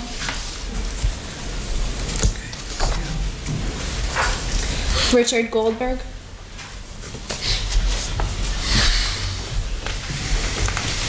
Thank you, Madam Chair. Members of council, my name is Richard Goldberg. I live at 92 Riverside Drive in the city, and I have requested that approximately 100 to 120 feet of the north side of Stanley Street between Riverside Drive and Terrace Street be designated for residential permit parking. And I live 2 doors up, and I own the property right on that little portion of Stanley Street, and I own a number of properties behind me on Stanley Street. And our area is definitely impacted by commuter vehicles. And I believe a lot from Wilkes University, and I'm a big fan of Wilkes University, but when it comes to parking, I will say that I believe that they're parking down in our area. At any rate, the area does meet, in my opinion, the residential permit parking program, and I have appeared before the parking authority, which... Traffic Committee, sorry about that. And Mr. Harris, by the way, who was just re-elected today to serve his 14th term as chair of that committee. And they vetted that quite a bit today, and the committee is going to recommend approval of this request. And the reason that I'm here is because I will not be able to attend when the actual matter comes before you for a vote, but I just wanted to let you know that I'm an interested citizen, and I believe what I'm asking for is appropriate and within all the city ordinances. And I would also, as a taxpayer in the city and as a citizen, a lifelong citizen, I agree with what Mr. Brooks said. I think it's incumbent on all of us to become involved. I know my wife and I have just joined the Downtown Resident Association, and we find it to be very enlightening and very helpful. So, I thank you all for the service that you give to the city. Thank you. Thank you. Thank you. Any comments? Okay. Sam Choi? He's not here. Bob Kadlubowski? That's the fireworks, Counselor. I made you a lawyer. Kalabowski, I just wanted to touch base on a couple of things. First thing, Beth, I want to bring something to your attention. At the last council meeting, I just want you to know that I was talking to Tony George to the right. All of a sudden, boom, I'm talking to the left. I was cut out, what I said. And more importantly, and more damning is that officer came down here representing the union. I thought he did a fantastic job, was cut out of the video. I'm asking you to talk to Commander Foy. I want somebody arrested. That's tampering with a public record. I want you to do something about it, and if you're not going to do nothing about it, call me tomorrow, and I have a private criminal complaint up there. This is not fair. That man came down and talked, was cut out of the video. Now, I accepted the one that your tech, Hirschberger, whatever his name is, I accepted his excuse. Something happened with the camera. Not for him. How do you lose a whole presentation by a policeman representing a union? I want somebody arrested for it. That's tampering with a public record, because that's what that's here for. That's here to record these meetings. And they took me out, and they took him out. And then when I came down and went on the warpath, all of a sudden we're back in. So I just thought I would bring that to your attention. And number two, I want to tell you what that sneak right there did, Mr. Ryan and Mr. Barrett. Commander Foy was not on the agenda. He whispered, and it's on video, hey, Ron wants to talk. So he was able to get on the agenda. Yet I can't get on the agenda at certain times. Why not? So that just shows you the games they're playing here. No, Ron had asked in advance, Mr. Kalabowski. Wait, how long in advance? Then why wasn't it put on the agenda, and why did you whisper to Mr. Barrett, Ron wants to get on the agenda? That was to remind him that Ron was here. But how come He had Mr. asked Brooks, to get on the agenda. how come Mr. Brooks didn't know about it? How come? You got to stop playing these games. Do you understand? This town belongs to us, okay? It belongs to us, and I know I get upset. But this is ridiculous. I get cut out. He gets cut out. And then all of a sudden, he's able to talk. And it's nothing against Ron Foy. He wants to make his presence. As far as I'm concerned, he can come down here and dance if he wants. But why was he given special preferential treatment? And yet, when I asked for extra time, there was a person back here one night, 18 minutes. I'm just trying to make it fair for everybody. I'm very smart, too. Where's the guy from PFM? Oh, he just put the presentation on. Just so you new council members know, the last time PFM was in town, we paid him $250,000 over 5 years to raise every fee that they possibly could raise on us. Everything. Everything. And what I want to ask Mr. Wampel, I'm just going to do a demonstration here. Here's my high-rise building, right here, okay? I want you to insure it. I want you to insure this building for me, but I'm not gonna tell you what's gonna go on. How much is the new building gonna cost or nothing? Would you give me insurance on something you don't know anything about? And you're asking to approve this wall down here? And nobody's against the wall. How much is it gonna cost? Are we borrowing enough? And your boss, I think he's totally lost his mind. I mean, everybody wants the wall fixed. But don't you think, in a business sense, we should find out what it's gonna cost? If we have to take a small loan out for the engineering cost, take it out. But let's get a contract signed on it. And I think Mr. Barrett brought some good points up here. We're refinancing a debt, we don't know if we're borrowing enough. What happens if you get in there and you find out it's on soft soil? Like they did when they were doing my wall by my garage. It was like a swamp. Or when they did New Frederick Street. We're asking to borrow money to do a project that we don't even know how much it's gonna cost. It's not fair. Get the price, everybody wants the wall fixed, I want it fixed, especially if McGrory's not involved with it. But get us the exact cost. I mean, Bill, don't you think that's smart?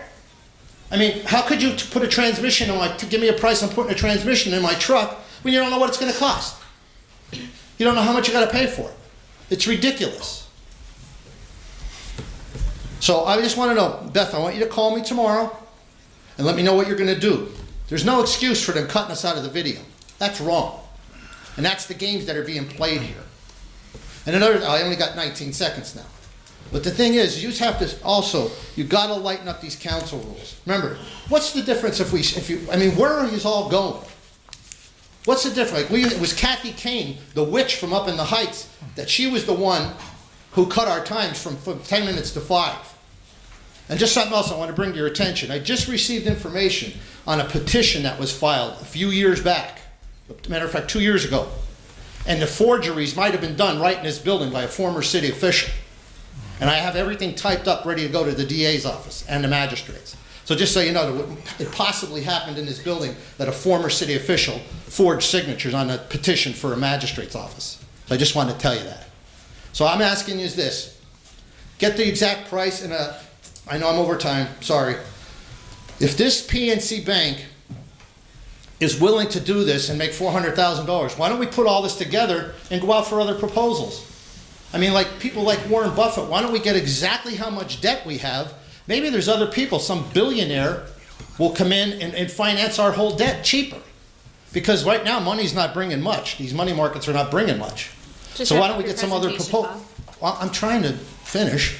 Go ahead. You know, it's not easy, but just so you understand, if you only knew how frustrated I am over what has happened here in the last year, I'm devastated, okay? And as you notice, Mr. Barrett will cut me off and stuff, and what am I doing? I'm just coming down to try to make my point and try to make things better. So all I could ask you is, why don't we get this financial thing together? Why don't we see if we can get some other proposals? Because that's what I warned, another minute, just so you know, when they refund. 10 seconds. Okay, just so you know, when the last time they came down, I said, how much are these big deals from Harrisburg making on it? These people. Everybody's here for a reason, to take the money out of the taxpayers. So that's what I'm saying, get other proposals. And Beth, you have to change these rules. You gotta start letting us have more time. Because remember, you're the fresh face on council, and Tony. We gotta get this together, and all we need is one more vote. Mr. Right there. One more vote, and we could change these times and go back and forth and have productive meetings. In regards to the videotape from the meeting, I was made aware of it. And to my knowledge, it's been rectified, correct? Oh yeah, after I come down here and told them I'm gonna file criminal charges, yeah. But so the video is up. Lou, do we know? So what happened? Why that happened? It was a small technical glitch with, his presentation happened at the end of one of the files. You have to put the files together to make one long video. Just a twitch of the wrist or something, it just popped a little bit to the left and cut out a chunk. All right, well then I want you to tell me how did we twitch him out for his whole presentation? Tell me that right now. I want to know how that man was twitched out for 5 minutes. How was he twitched out? And then when I came back down, all of a sudden he was like, I'm bewitched. Whoop, he's back in. All right. So how did he happen? Tell me what happened to him, and then I'm going to leave. Yeah, I'm not going to respond to that. I'll respond this way. There was a glitch. It was brought to our attention. We repaired it. We fixed it as fast as we could. We uploaded it. It is there now. That's Well, you took him out, just so you know. If you think I'm playing games, if she doesn't have his investigator, I will. Because that man right there was taken out. And it wasn't a little glitch. I accepted the glitch. Not when you take a whole police officer's presentation out. So don't think you're fooling with some dope here. Don't forget, Leo Galadzik's in federal prison right now because of me. Don't press my button. I'm not threatening, I'm just telling you a legal fact. Don't play games with me. Okay, Bob, 2 comments. The last-minute additions. Last-minute additions can be made to the agenda, any agenda. There are no restrictions as to when they can be added. He came to the city clerk's office, asked to be on the agenda, I checked with the chairperson okayed it. Okay, that's number 1. Okay. Number 2, anything mechanical can malfunction, Bob. You can charge all you want that something was done intentionally. I suggest that you initiate your investigation. Go ahead. Well, I'm going to ask her. Go ahead and do that, Bob. All right, well, Jim, all right, tell me, all right, he won't, you're making, hold it. Hold it, okay, now I'm gonna respond to you. Now, he won't tell me how that officer's presentation was cut. Tell me right now how his presentation was. Bob, he responded to you, He said he's not gonna respond, so you tell me, you have the answer now, you tell me how his presentation was cut out. His response was what he said it was, that's it. Well, how did just me and him get cut out of the video? Do you think I'm stupid? So how did he get cut out of the video? Tell me. Bob, he explained it. No, he didn't. Have your expert there tell me how his presentation got cut out. All right, well, your presentation's over. We have to move on. All right, so you're not going to tell me how it got cut out? Bob, he stood up and he answered your question. Yeah, but he didn't answer it, Beth. He didn't answer how Officer Duffy got cut out. I can't have back and forth. We have to move on. Okay, I'm going to go, but just so you understand, call me tomorrow. These games got to stop. Can't cut a police officer's presentation out. Nobody cut Ron's out, but his was cut out. If you're not happy with the investigation, Bob, initiate your investigation. Well, I'm going to ask her to do it. She's the council chairwoman. You said you were going to do it. Go ahead. If she doesn't do it, I will. I'll file a private complaint. That's all I was saying. Okay, see you, Jim. Take care, Bob. Bye. Okay, Tony Mathis. Tony Mathis, 9 Harkins Lane, Wilkes-Barre. Good evening. I would like to thank the City Hall staff, members of the police department, members of the fire department, and council members that participated in the MLK Day at Sherman Hills. We need more events as this. And thank you to the Wilkes-Barre City police officers for making their presence known to the downtown area. You are appreciated for your efforts. I encourage the officers, firefighters, mayor, city hall staff, and city council members to take a few minutes when passing or walking by to stop in the Charles C. Adams Active Adult Center and say hello to some of the forgotten ones. Many times the exterior of an individual may seem okay, but when you start to dig down deep, you will find the interior to be totally different. And Mr. Wampel, can I give you a call to discuss the parking options for the Active Adult Center? It is the only center out of 17 centers that does not provide parking. Thank you. Any comments? Okay. Jessica McCoy?